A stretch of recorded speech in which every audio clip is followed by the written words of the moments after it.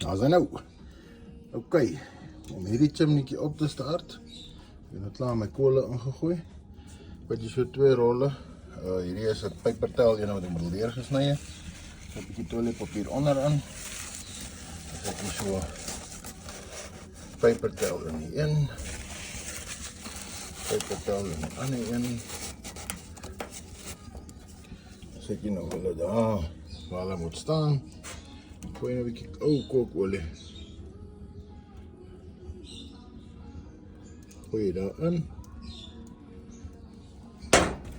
Vat je nog een lighter.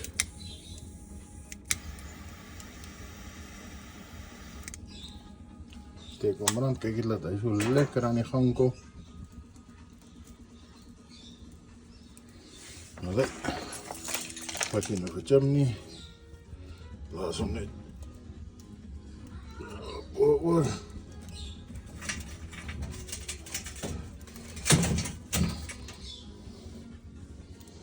En dan loop je.